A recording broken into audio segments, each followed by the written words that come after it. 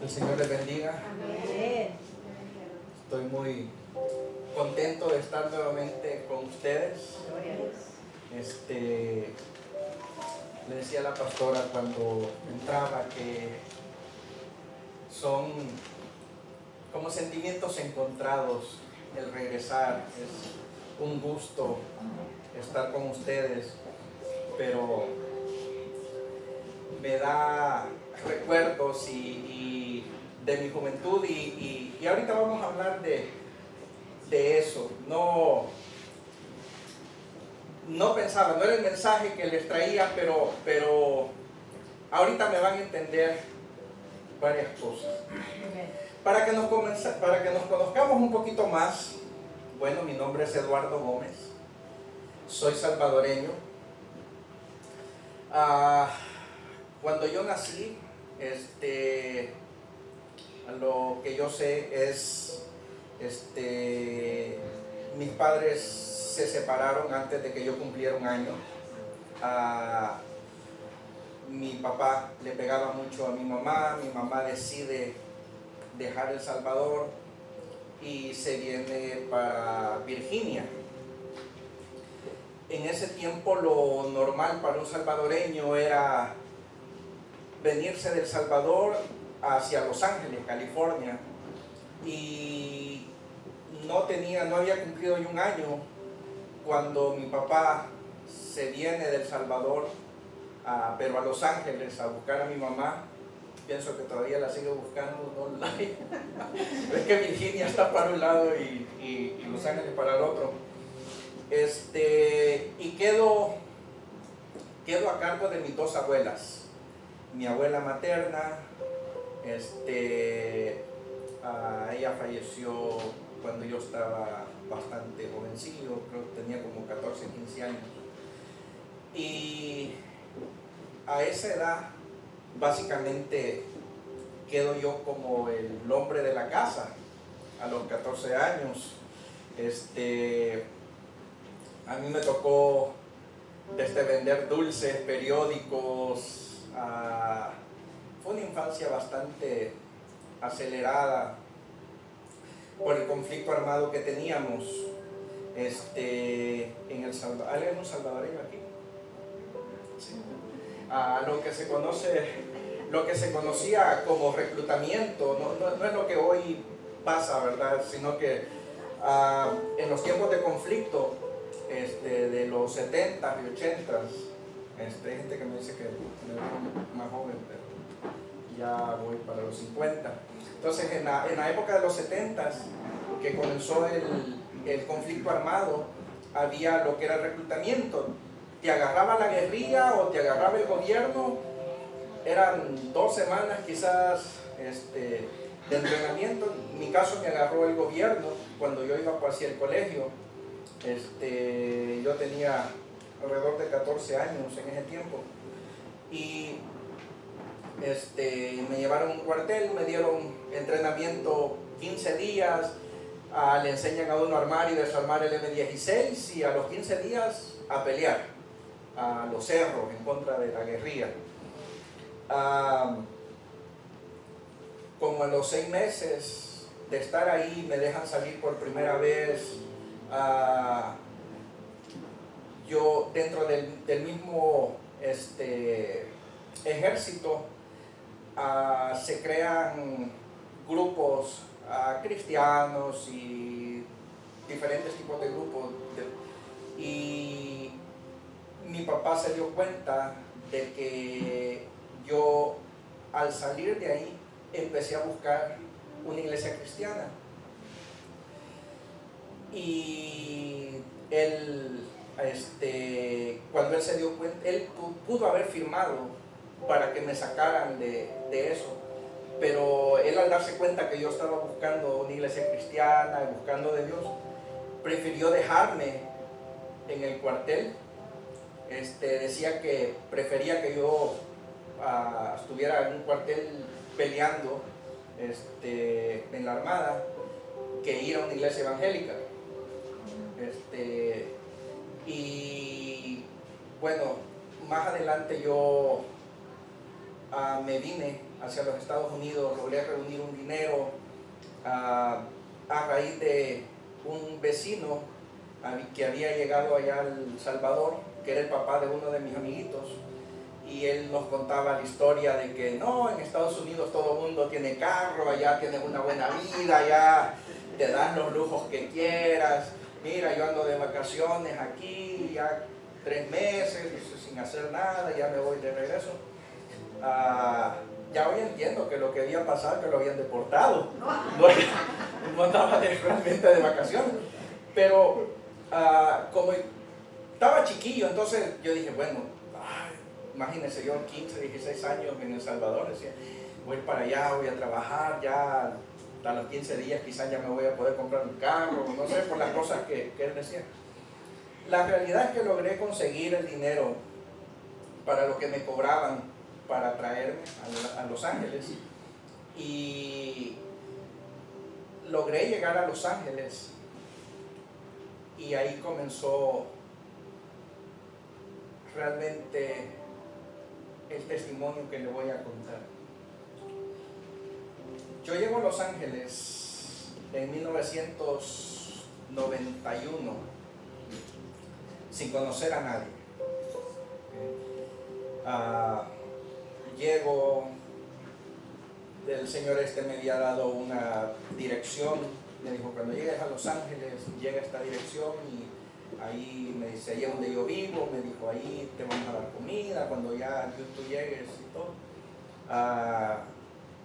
Cuando logré llegar a esa dirección, ni lo conocían al Señor, y me tocó dormir en un parque como por 4 o 5 días, bañarme de un laguito que tenía el parque. Y a este punto no me da pena, yo a la gente se los cuento, y cuando hay muchachos les digo, tú puedes llegar a tener una vida en Dios grande, puedes superarte, puedes llegar a tener cosas que no te imaginas si te mantienes fiel a Dios. Le digo, yo recuerdo que me tocó durante esa semana estar buscando los tambos de basura, estar pendiente que alguien, estar cerca de algún restaurante y ver que alguien echara alguna bolsa y buscar, esperando que tuviera comida. Y estaba un día, era una tarde, después de caminar y pensar, y dije, quizás, qué mala decisión fue venirme a Estados Unidos. No sabía que mi papá vivía en California, no tenía idea de dónde, no tenía teléfonos, dónde llamar. Y me senté en una piedra y pensando en Dios, decir, Dios, qué mala decisión tomé. No tenía yo alguien que me guiara, no tenía yo alguien que me dijera, mira, Eduardo, haz esto, no hagas esto. Y de repente solo sentí un gran golpe en mi espalda, pero un golpe bastante fuerte. La piedra donde estaba sentado había una lomita, y ahí había una parada de bus,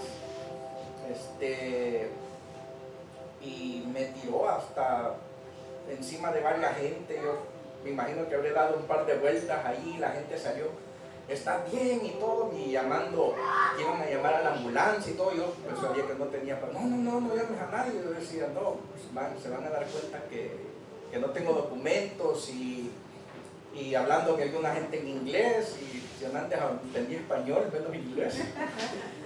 Y en ese momento, allá al ratito me di cuenta que lo que había pasado es que alguien venía retrocediendo y me pegó con el carro en la espalda y me tiró. Y ya llegó una muchacha y me dijo que la disculpara, que ella es la que me había golpeado y todo. Y me dice, ven, ¿estás bien? Ya va a venir la ambulancia. No, yo no quería ni ambulancia, ni policía, ni nada. Y me dijo, ven conmigo. Y ya me metió, la piedra donde estaba sentado era el parqueo de un restaurante Dennis. Entonces ella me metió al restaurante y me llevó a una mesa hasta el fondo y me dice, mira, dice, yo soy la manager de aquí de este restaurante. Me llevó el menú y me dice, pide lo que quieras. Me dijo, no vas a pagar nada. Pedí como 5 platos de comida. Y ese golpe realmente fue un golpe de suerte, literalmente un golpe, pero mi vida comenzó a cambiar a través de ese golpe. La chica me preguntó que dónde vivía, le dije no tengo dónde vivir, le conté que estaba durmiendo en un parque y me dijo, ¿y dónde comes? ¿Dónde te vas? Me dice, pues no, me dijo, donde pueda. Y me dijo, ¿y no estás trabajando? Le digo, no, acabo de llegar de El Salvador. Y me dice, pues mira, me dijo, aquí, dice, uno de los muchachos que lava platos, me dijo, se acaba de ir, dice, ¿te interesa? Dice, te podemos contratar. Y pues usted sabe, ¿verdad? Invéntate un número y ya empiezas a trabajar. Y para no hacerle la historia así tan larga, esa parte, comencé lavando platos, como a los 6 meses era asistente de cocina. Llegué a ser el cocinero principal de ese Dennis. Ahí conocí gente de managers de Olive Garden, Red Lobster, y empecé a empezar a trabajar para otros restaurantes, y esos fueron mis primeros trabajos en Estados Unidos como cocinero. Y ya hoy pues cocino en la casa, ¿verdad? Pero ya no nos dedicamos a eso. Y mi vida fue cambiando, y yo le digo a los muchachos, ¿sabes qué? Si uno que viene de nuestros países sin el idioma, sin papeles, y tú eres nacido acá, tienes papeles, tú puedes llegar, si te enfocas en las cosas que Dios quiere realmente que hagas, puedes llegar muy lejos. Porque en Dios, como dice el americano, ¿verdad? The sky is the limit. Y yo pienso que no the sky is the limit, sino que podemos llegar hasta donde Dios quiere que lleguemos. Amén. Y gloria a Dios. Más adelante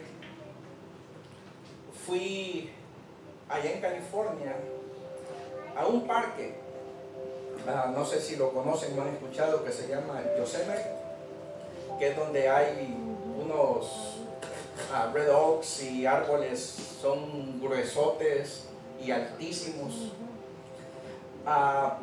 Cuando yo fui a ese parque, había un árbol que lo habían cortado, ¿okay? Estaba tirado, y allí hay gente, historiadores y gente que les cuentan cómo se creció esos árboles tan grandes y todo. Y me acerqué, y no sé si ustedes se han fijado, pero los árboles, cuando usted corta un árbol así completo, recto, desde abajo o desde el tallo, los árboles cuando usted los corta se le ven anillos. Entonces yo le pregunté a la persona que estaba contando ahí que eran eso, porque se miraban unos anillos tan gruesos, unos de diferentes colores, unos blancos, unos negros, unos cortados, con diferentes, siempre anillos, siempre en la misma forma, pero diferentes, diferentes colores. Y me dice, ¿sabes? Me dijo, esta es la historia del árbol. Me dijo, por medio de estos anillos, me dijo, podemos ver lo que ha pasado en el estado de Texas, de California, dice, por miles y miles de años. Y me dice, mira, me dice que está más grueso, dice que hubo una inundación. Me dice, que ves, me dice, más oscuro y cortado, me dijo, fue una plaga que tuvo el árbol. Me dijo, y me dice, que ves como blanco, dice, y con colores mezclados, fue una sequía. Entonces hoy quiero hablarle de 3 de mis amigos. Quiero contarle primeramente sobre la abundancia. Ya estando en California, yo seguí estudiando. Me gradué de mi associate degree en administración de empresas. Comencé un negocio, empecé a llevar contabilidad a otros negocios, a hacer taxes, estudiar leyes, y empecé a hacer bastante dinero. ¿Okay? En el 2003 todavía había bastante criminalidad en el área donde nosotros vivíamos con mi esposa. Ya mi hijo mayor había nacido, mi hijo mayor nació en el 2001 y en el 2003 nos movimos para acá, Texas. El negocio siguió creciendo y pues después de ser tan pobre, después de no tener nada en El Salvador, el dinero que teníamos o que tenía caí en las drogas. Llegué a tener adicciones bien fuertes, empecé a experimentar no solo marihuana, llegas un momentito que ya eso no es suficiente y te vas metiendo más, empiezas a la cocaína, y en ese tiempo era como sin pensarlo en qué gastar el dinero. Me hice muy adicto a los clubes de hombres, de strippers y todo. Y en ese tiempo llegaba quizás cada fin de semana a gastar unos $3,000 cada fin de semana. Empecé a salir con otras chicas, con mi esposa nos estábamos divorciando en ese tiempo, a raíz de todo lo que yo andaba haciendo. Y para mí en ese momento básicamente me sentía que no estaba haciendo nada malo, era algo normal, digamos, para mí como hombre. Tenía dinero y podía darme los lujos que yo quisiera, hasta que vi a mi esposa con otro hombre. Ahí le reclamé algo que yo había estado haciendo por 10 años y la verdad no sentía o no me imaginaba el dolor que yo le causaba a mi esposa mientras yo lo hacía.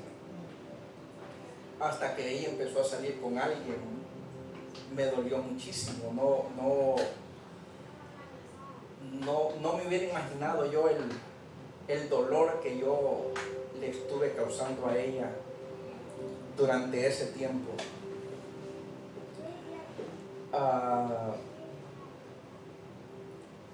Pero a raíz de eso me acordé de Dios.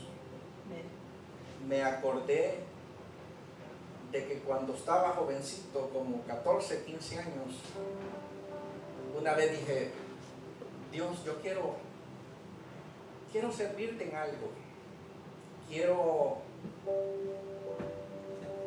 hacer algo que te agrade, pero como les repito, nunca tuve a alguien que me guiara, alguien que me dijera, haz esto, haz aquello. Y comencé a buscar una iglesia. Ya en ese momento, ya mi esposa estaba decidida a que nos separáramos, ella me entregaron los papeles del divorcio.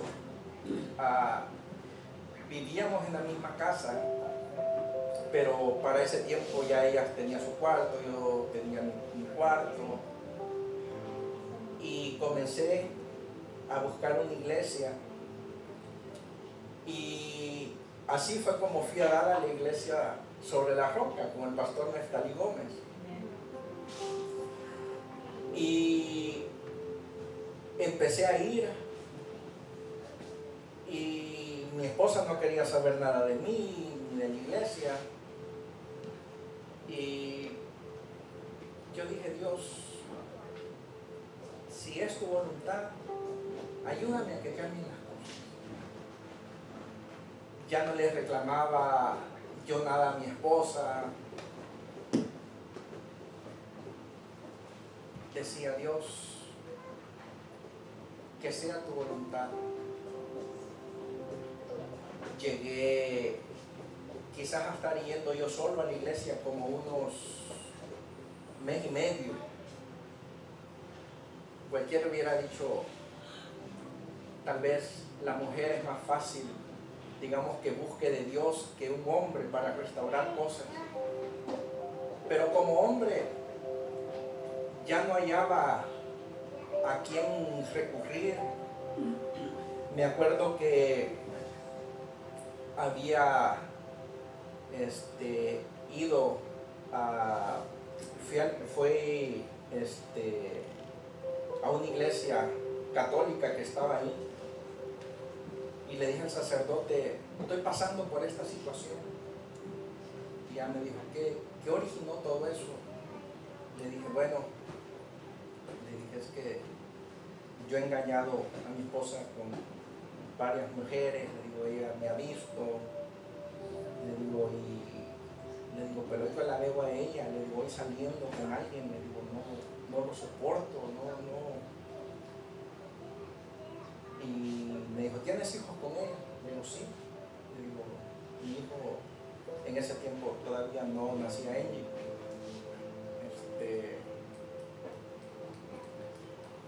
No, ya tenía 2 años. ¿Te acuerdas, no? Y me dijo, pues, con alguna de estas chicas, me dijo, con las que sales, me dijo, embarázalas, me dijo, y se te va a olvidar los otros. Me dijo, y mi esposa ya no, me dijo, no te preocupes. Me dijo, embarázalas, me dijo, ya, me dijo, no, se te va a olvidar. Se te va a pasar. Y por un momentito dije, bueno, pues si la gente que sabe vea los consejos. Pero como 2, 3 días dije, no. Dije, yo sigo amando a mis hijos. Amo a mi esposa, aunque le he tratado mal. La amo. Dije, no. Voy a seguir buscando de Dios. Un domingo, yo le decía a ella, salgamos. No quiero nada. Y un día vio que me estaba cambiando y me dice, tú quieres arreglar las cosas y mira, dice, ya, ¿con qué vieja te vas a ir a ver? No, le digo, voy para la iglesia. ¿Qué iglesia vas a estar yendo tú, diablo? No sé. Le digo, estoy yendo a la iglesia. Ya le había yo comentado. Me dijo, ¿tú en una iglesia? Le digo, sí, estoy viendo una iglesia. ¿Quieres ir? No te creo que va a estar. ¿Quieres ir? Vamos. ¿Y ahorita vas a ir? Sí, como en media hora no. ¿Y a dónde es? ¿Quién dentro? Dijo, no sé ni qué voy a ir a hacer, dijo, pero voy contigo, dice, quiero ver si en verdad se está siguiendo. Y yo por dentro, yes. Y ya en ese tiempo no creí que se llegara a restaurar el matrimonio. Realmente no pensaba que se pudiera restaurar el matrimonio. Y el día que llegamos, había una campaña evangelística y había un hermano que Dios lo usa en profecía, y estuvo el servicio. Fue un servicio bastante animado, bastante alentador. La palabra me llegó como que ay, esto que está hablando como que es para mí. Y hizo el llamado, ¿verdad? El hermano, cuando ya estaba por terminar, dijo, vamos a ministrar. Dijo, quiero que pasen, dice, especialmente si son parejas. Dijo, pasen. Dijo, vamos a orar por todos. Dijo, pero si está su esposa, sus hijos, pasen. Y nosotros pasamos, nos quedamos bastante atrás, pero caminamos un poquito hacia el frente. Y le dije a mi esposa, ¿sabes qué? Le digo, voy al baño. Me dijo, yo lo que me quedo haciendo aquí, me dijo, sola. Voy al baño también. Entonces, se fue ella. Y yo todavía di como 2 pasos hacia el baño, me quedé un poquito más escuchándolo. Y me fui al baño también. Cuando veníamos saliendo, salimos casi a la misma vez. ¿Ves? Los que han ido a la iglesia de nosotros, ve que el baño de las mujeres está al lado izquierdo y el de los varones al derecho. Y veníamos saliendo casi a la misma vez. Y cuando llegamos a las gradas que tenemos en medio, ¿verdad? Cada quien a su lado, dice el hermano ustedes, dice tú y tú, dice que vienen caminando, dice, por las orillas.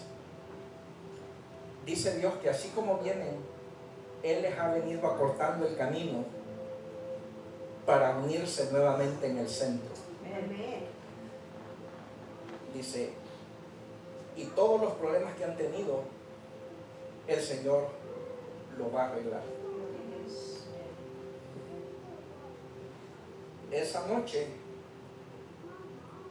tuve un problema bien grande con mi esposa, porque me dijo, tú, ¿para qué le andas contando a la gente que tenemos problemas? Y le dije, yo no le dije nada. Y comenzamos a ir a la iglesia,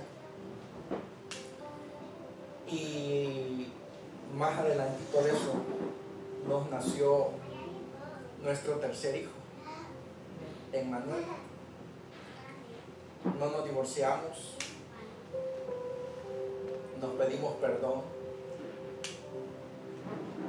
y hoy ayudamos a otras parejas con la restauración de matrimonios. Y este año estamos cumpliendo 9 años de ser los pastores de adolescentes de la iglesia. La plaga llegó en el año 2020. Para muchos de nosotros el año 2020 fue durísimo. A mí me dio el COVID, me internaron julio 2 del 2020.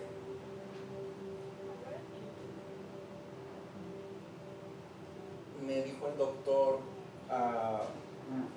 cuando yo llegué, me acuerdo, bueno, estaba en la casa, sentía que no podía respirar. Fue en cuestión de horas que la respiración se me paraba, no podía respirar. Y le dije a mi esposa, eran quizás como las 12, era medianoche. Y le dije a mi esposa, llévame al hospital. Le digo, ya digo que ya no aguanto, siento que me estoy muriendo. Y como toda esposa, ¿verdad? No tienes nada. Yo les digo a la gente, ay, si nuestras esposas supieran lo que sufrimos cuando nos da fiebre. Fíjense que las que han tenido hijos, ¿verdad? El parto que dicen que duele, eso es para que ustedes sientan un poquito de lo que nosotros sentimos cuando nos da fiebre. Amén. Y le digo a mi esposa, llévame al hospital.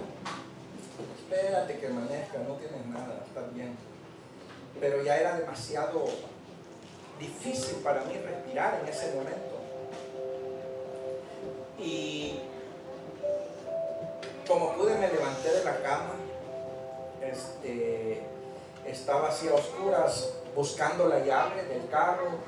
Cuando ella escuchó que yo agarré la llave del carro, me dice, ¿qué estás haciendo? Le dije, me voy al hospital, le digo, no puedo respirar. ¿De verdad te sientes mal? Pues, sí, pues ya sabe que yo odio los hospitales y las inyecciones y cosas así. Y ya me llevó al hospital. Saliéndome del carro y caminando para el hospital, por un momentito sentí que se puso negro todo, pero no me caí, simplemente sentí que como que se me iba a apagar la luz. Sentí como que todo se oscureció y por un segundito y me dice, ¿está bien? Y ya me agarró, llegamos a emergencia y en ese momento yo tenía tanto frío y la respiración. Recuerdo que me dijeron que me pusiera la máscara, más difícil respirar todavía con la máscara, ¿verdad? Y me senté y ve que aquí uno va a emergencia y son 2 horas casi para que lo atiendan. No sé cuánto tiempo habrá pasado, quizás como una media hora, 40 minutos, quizás que estábamos adentro del hospital. Y como pude me paré y me fui donde está la enfermera que está ahí, la primera, donde que le toma los datos. Y le pegué en la ventana y le digo, me estoy muriendo. Y me dijo, siéntese, me dijo, ya, dijo, hay como 10 personas antes que usted. Y había otro muchacho sentado ahí y cruzamos miradas y se levantó y salió por la puerta y me chequeó la temperatura y me puso lo que detecta el oxígeno. Y yo vi su cara, la cara que él puso, y llamó al radio. Solo recuerdo que dijo call red, y llegaron no sé cuántas enfermeras. Yo solo recuerdo el momento que me agarraron y que yo traté de sentarme en la camilla, y cuando vi mis ojos ya estaba yo en el cuarto. Me habían cortado la camisa, y todo, el montón de tubos, los 2 brazos y todo. Y ahí estaba mi esposa llorando. Cuando yo abrí los ojos, te dije que me siento mal. Y el doctor me dijo, ¿sabes? Me dijo, si te hubiéramos atendido 30 minutos después, me dijo, te hubieras muerto. Me explicaron en ese momento que los niveles de oxígeno, que entre el 90 y 100, el oxígeno en el cuerpo es lo normal. Entre 80 y 90 es cuando uno corre, ¿verdad? Y se pierde un poco de oxígeno, los pulmones necesitan un poquito de tiempo para recuperarse. entre 70 y 80 ya existe riesgo de que los riñones puedan dejar de funcionar lo normal o dañarse. Y yo tenía mi oxígeno a 62. Me dijo el doctor, no entiendo, me dijo, cómo está vivo. Pero para honra y gloria de Dios, todavía estamos acá. Eso fue el día 2 de julio. Recuerdo el 4 de julio que mi esposa me hizo una videollamada, que estaban mis niños reventando cohetes en la casa, y me dice mi esposa que ha sido el 4 de julio más triste que han tenido, ¿no? Ellos en la casa reventando cohetes, yo en el hospital. El día 6 de julio, como a las 10 de la mañana, entran al cuarto un doctor que ve las cuestiones respiratorias, llegó un doctor de las cosas virales, llegó un anestesiólogo, llegaron 2 enfermeras y llevaron un televisor, una pantalla grande. Y me dice el de asuntos virales, me dice, Mr. Gómez, dice, estoy buscando las palabras más suaves para poderte decir esto. Dijo, pero no sé cómo decírtelo, te estás muriendo. Dice, en estos días, dice, tus pulmones no se han recuperado, me dijo, te estás poniendo peor.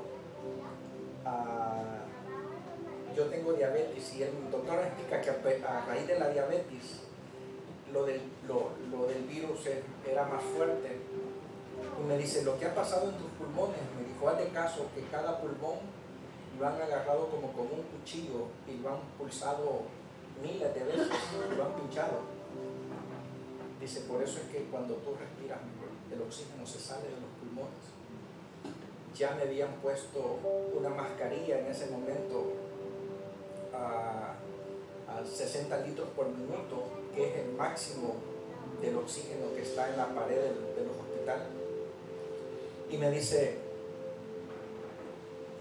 te tenemos que poner en un respirador. Te tenemos que inducir en coma. Y si tu cuerpo es suficientemente fuerte, nos volveremos a ver. Dice, ahorita esto lo necesitamos hacer ya, pero te voy a dar 2 horas. Habla con un sacerdote, con un abogado, con quien tengas que hablar, porque en 2 horas vamos a venir y te vamos a inducir en coma. Y la ciencia dice, podemos hacer todo lo mejor que podamos médicamente, pero si tu cuerpo no responde, dice, así que habla con quien tengas que hablar, tienes 2 horas para arreglar los problemas financieros, los problemas en tu casa, los problemas legales que tengas. Dijo, tienes 2 horas para arreglar las cosas. En ese momento, pues le llamé a mi esposo, le conté lo que acababa de pasar, y mi esposo me dice, no creo, no es posible. Le digo, está pasando esto. Y me dijo, déjame hablar con el doctor. Y ya me colgó y llamó ella al hospital. Como a los 10 minutos me estaba llamando ella a mi teléfono nuevamente, dando gritos, diciéndome que por qué hoy que estábamos ya buscando de Dios, que por qué hoy que estábamos haciendo las cosas mejores, teníamos que pasar por esto. Yo solo recuerdo que en ese momento dije yo he fallado. Yo he fallado como hombre. En ese momento yo quería tiempo. El tiempo que siempre tuve. En ese momento yo solo sentí y pensé, pude haber sido mejor esposo. Pude haber sido mejor hijo. Pude haber sido mejor padre. Dije, Dios, te fallé. Pude haber sido mejor hermano en la iglesia. Pude haber ayudado a más gente. Pude haber hecho las cosas mejores. En ese momento le estaba pidiendo a Dios que me diera lo que siempre tuve, lo que no valoré. En ese momento yo le pedí a Dios lo que siempre desperdicié. Recuerdo que un par de veces mi esposa me había dicho, gordo, cómprame una rosa. No sé por qué me dice gordo. Pero hasta eso, imagínense, que mi misma esposa me dijo, cómprame una rosa. Dame un beso. ¿Cuántas veces llegan nuestros hijos de la escuela? Mira papá, mira lo que pinté. Ah, sí, hombre, déjalo ahí. ¿Cuántas veces nuestros hijos quieren un abrazo y nosotros los recibimos como un rechazo? Y no me venga con la excusa, es que ando cansado del trabajo. Porque el trabajo, si bien es cierto, nos cansa, pero el amor que tenemos hacia nuestros hijos debería de ser mayor que el cansancio que tenemos.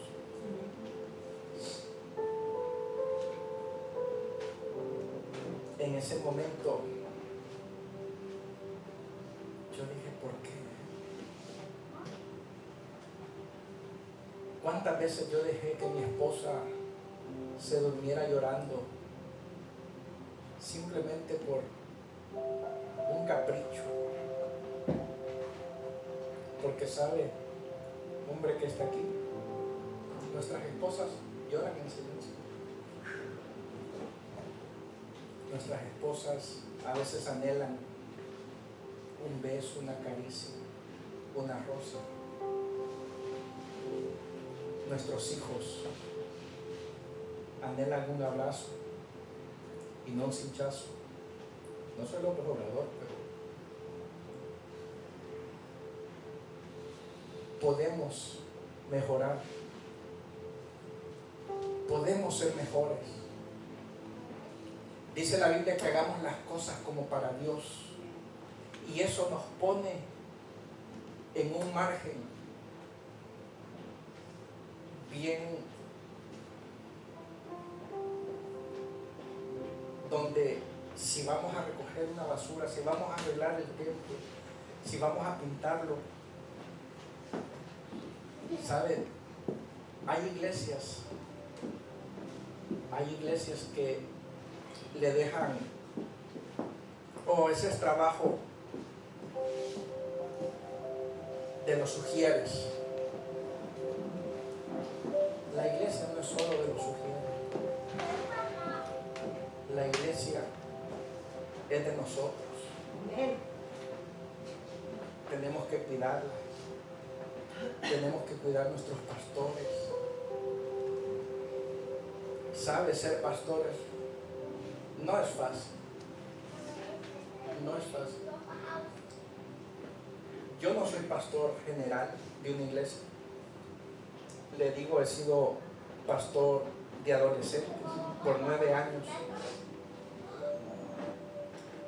Y nuestros muchachos batallan mucho. Ya no estamos en los tiempos de nosotros.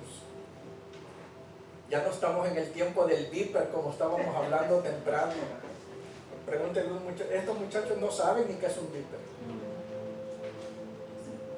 Dios no cambia, pero los tiempos sí.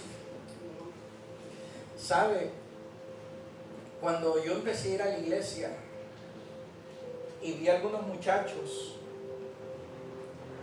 que llegaban a la iglesia a veces, que no andaban bien, pero llegaban a la iglesia. Y ahí en Facebook, en Instagram, a veces ponían que andaban en fiestas y todo. Yo llegué a criticar a veces estos muchachos. ¿Cómo es posible el hijo del diácono y mira dónde anda?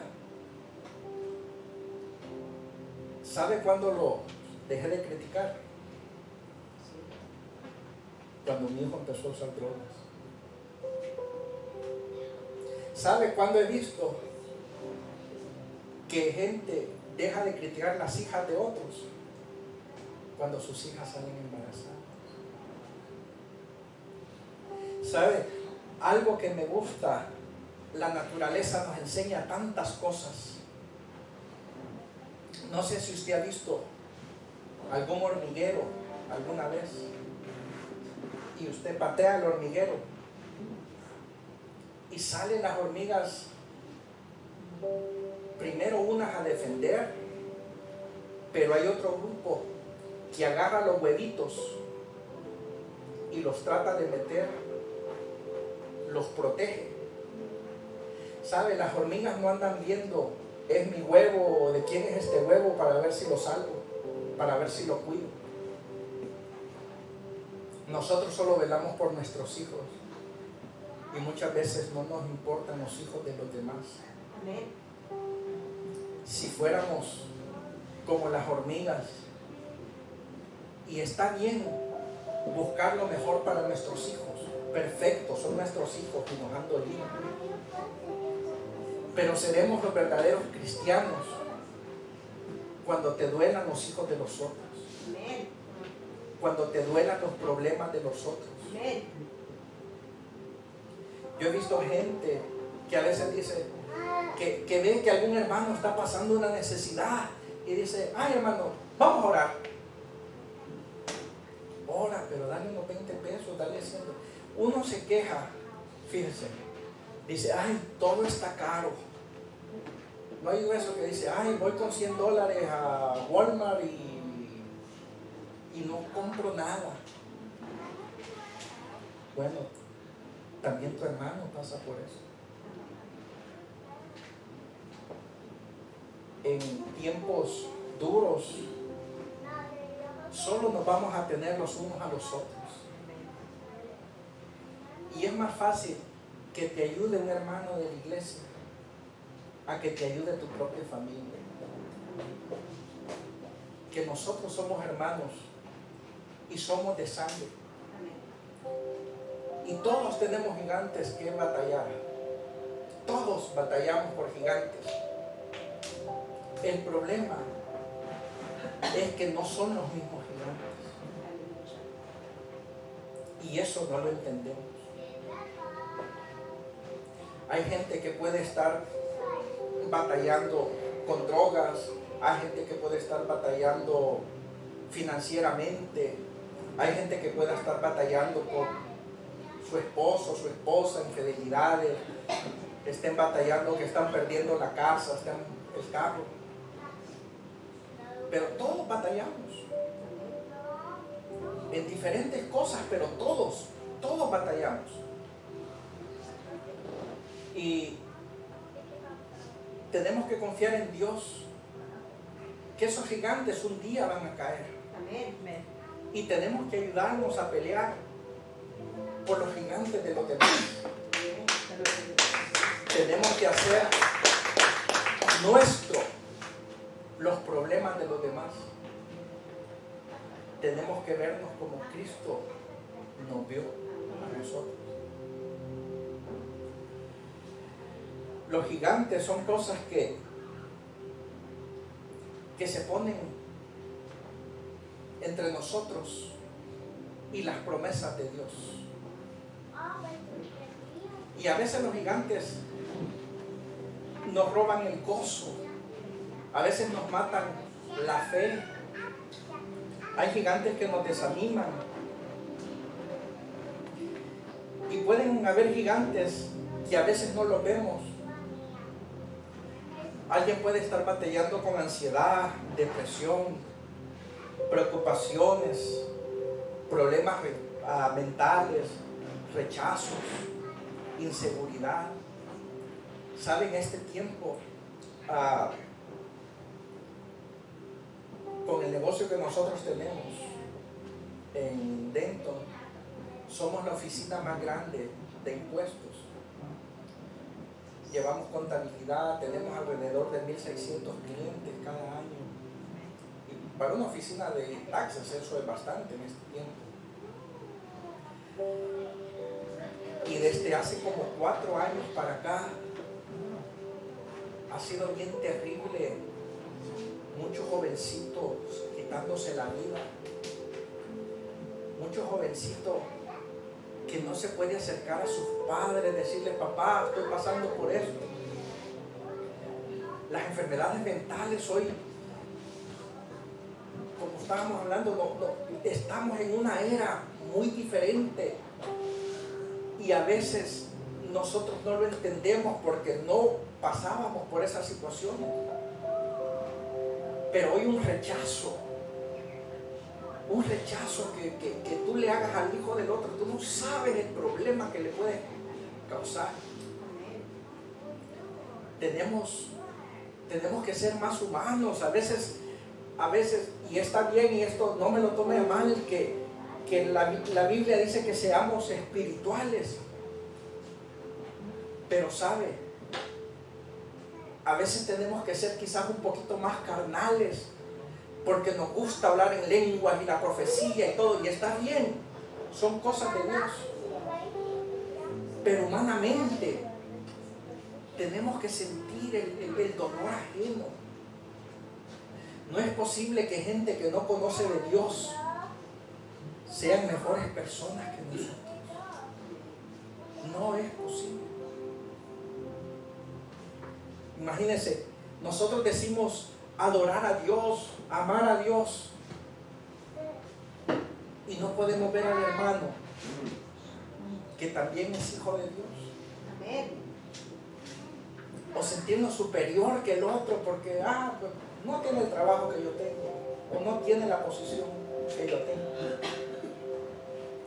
Si bien la sociedad hace división de cosas, pero Dios no.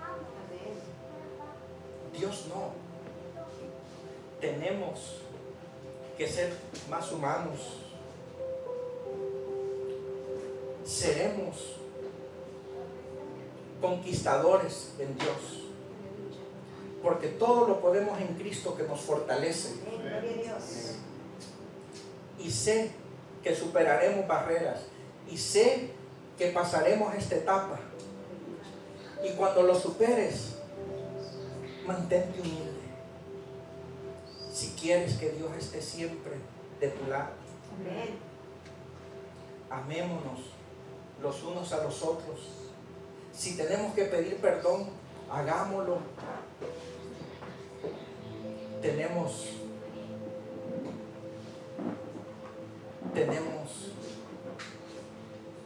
que ser más como Jesús fue, como Dios es. Imagínense, Dios dio a su Hijo por nosotros.